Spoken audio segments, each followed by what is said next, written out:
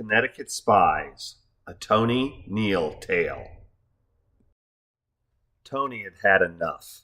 At 21, he was still young enough to chafe at authority's yoke, but his shoulders were calloused enough to know the importance of placing that yoke just so. Central Connecticut had been a mistake. Central was a mistake resulting from the biggest blunder of Tony's life. Central was a down-on-his-knees, begging Jean please request to take him back. She'd hesitated, and who wouldn't? Tony had flitted from Jean's light to flicker around a more glamorous, less inhibited flame, only to realize that he traded his diamond for, if not cubic zirconia, at least a less perfect stone with far fewer facets. A girl, as usual, was the impetus for Tony's actions. His begging Jean to forgive him, take him back, give him another chance move. Jean had been reluctant, an understandable, once burned, twice shy response. But after prolonged wooing, Tony had packed his few belongings in his red Delta 88, strapped his two bikes to the bike rack, and headed north to New Britain, Connecticut. Jean wouldn't let him move back in with her, so he'd found a room near Central within riding distance of Jean's four-bedroom, three-roommate apartment in Farmington. Jean was the flower and he the bee who flitted around her, far from ideal, but also not the proximate cause of his distress. No, Tony's distress emanating from him trading in UMCP for a, if not cubic zirconia, at least a less perfect stone with far fewer facets, Central Connecticut State College. Central sucked. Okay, not all of Central sucked, but it really was a fourth or fifth rate school, and Tony was used to a higher level of higher education. The problems with Central were noticeable, and the most central of these was Dr. Mukerji. Dr. Mukerji, she always emphasized the doctor, was Tony's inept, nearly incomprehensible Central Connecticut psychology instructor. It wasn't Mukerji's pronounced Mumbai accent, it was her insistence that the class use her poorly written textbook, her capricious authoritarianism, her biting sarcasm and obvious inferiority complex that she masked with a false face of bravado and intolerance.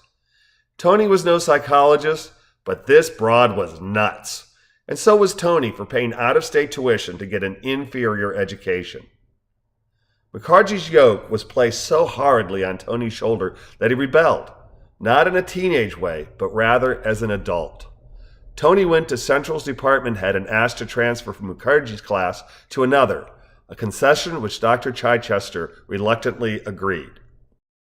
It's pretty late in the semester to ask for a transfer, Chichester sighed.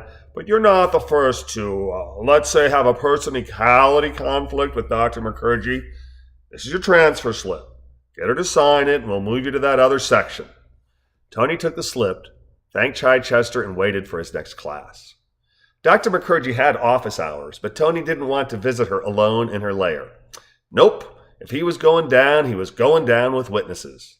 Besides, Tuesday's class was less than 20 hours away. He could wait. Tony was one of the first to arrive, and the room filled slowly. There were only 4 students in the class, and they were all sitting and waiting when Mukerji entered at 10:07 for her 10 o'clock class. Seeing Dr. Mukerji, Tony stood from his front row seat and approached his ineffectual instructor.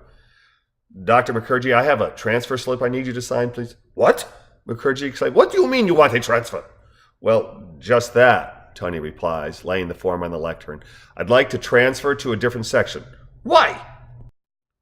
It really doesn't matter, does it? Tony asks calmly. Are you a spy for the administration? Mukerji demands loudly. Pardon me?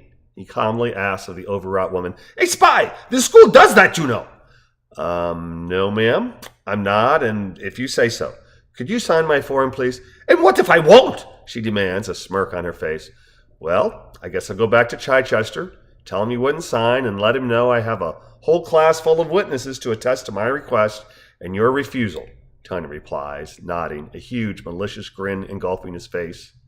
Mukerji looks up at her classroom. There are nearly 60 eyes staring at her. Fine, she declares, snatching the form from the countertop, signing it, and flicking it back in Tony's direction. Take your form and go, but there really are spies for the administration in this school. Yes, ma'am, Tony says, smiling and nodding.